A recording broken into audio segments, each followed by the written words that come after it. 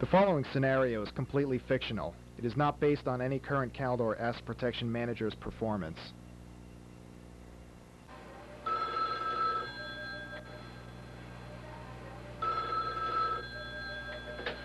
Security.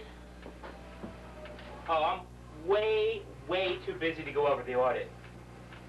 We'll go over the audit tomorrow.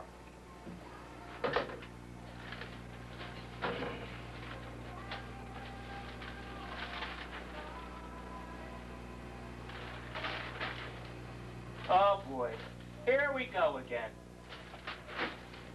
I'm gonna take care of this.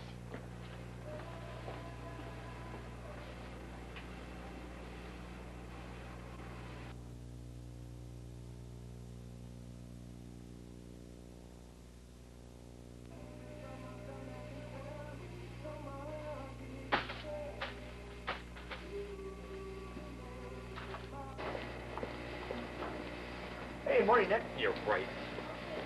What's this? The fine fragrances. They belong locked up in the showcase. Fine fragrances don't sell well under glass.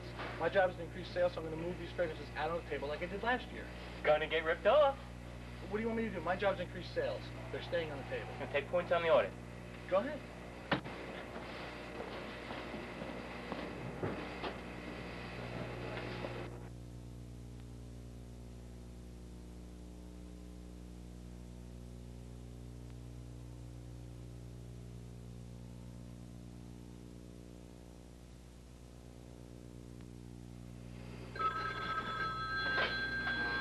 Asset protection.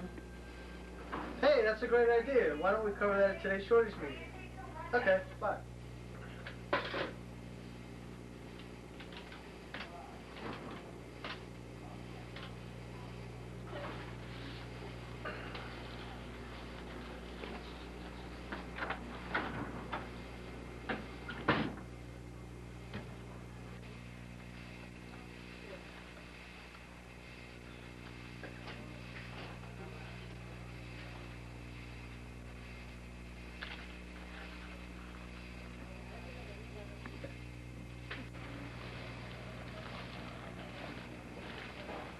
Morning, Mac. Morning. Morning, Tom. Let me give you help with that. Oh, thanks, Matt. I didn't see fine fragrances on sale in this week's circular. They're not on sale, but they're not selling well under the glass, so I decided to move them out onto the table like I did last year. Well, sales are down, but only by 10% from last year. What do you mean? Well, last year, by leaving fragrances out on the table, our sales were over $100,000. But we had a gross profit loss of almost $5,000. If we put them all out again, we might increase sales, but we'll lose even more money. I can't be in business without profit. Well, I've done a little research, and as you're aware, Department 325 fragrances is, again, in our top 10 shortage departments. Last year, our shortage was over $24,000, or 23%. Based on my class analysis of fragrances, using the inventory SKU variance report, I determined that last year, fine fragrances account for $20,000 of that shortage. I knew shortage was high, but I didn't realize it was mostly fine fragrances. There is good news, though. Since the inventory results, we agreed to put them under glass. I counted fragrances right after inventory and then compared them to my initial counts to the current CIS on hand, and found while sales are down only slightly, our current shortage is only 2%. I also looked at the new fragrance SKU. We received this new item only 4 weeks ago, and by displaying it out of the showcase, our current shortage is over 40%. I know shortage is high, but we need to increase sales. What I suggest is if you want a table to display the fine fragrances, let's limit it to 3 of each SKU. We can have the department manager do daily inventory counts, and we'll compare it to CIS. If we maintain a 2% shortage, we can turn a $4,000 loss into a $16,000 profit. Sounds like a plan. Thanks, Matt. No problem.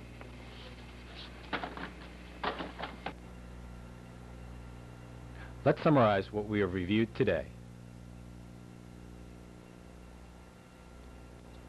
The Store Inventory Recap Report.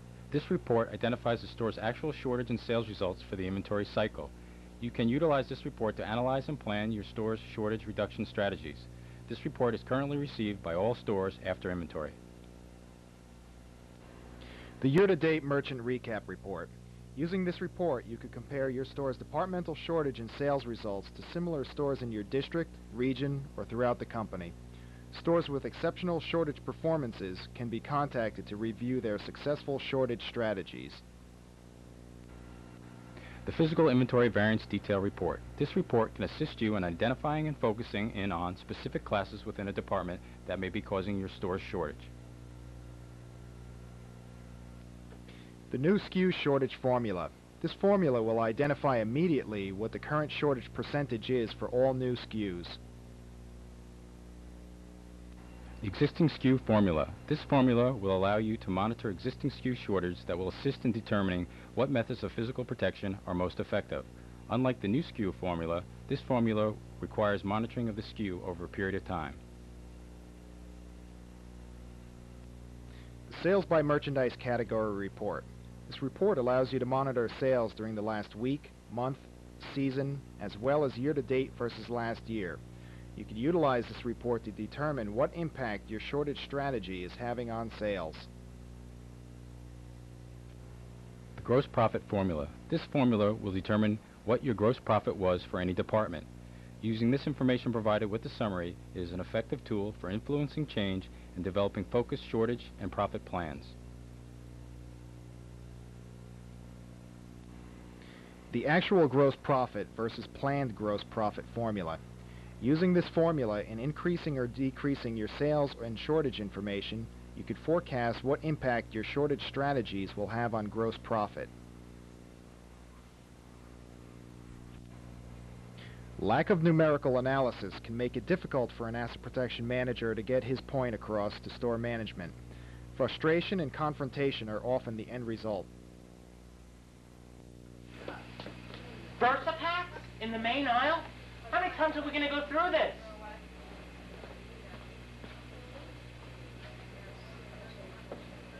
I'm going to take care of this once and for all.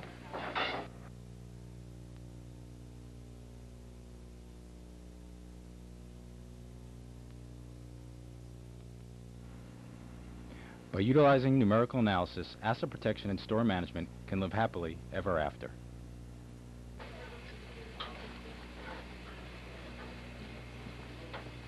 Tom, you're the greatest. No, Matt, you're the greatest. What a team!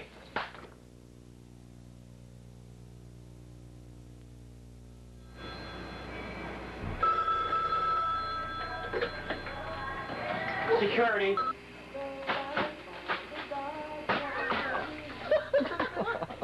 Well, I'll tell you, because they're out here, if you want to keep them out here, I'll take points on the audit, and we'll keep it like that.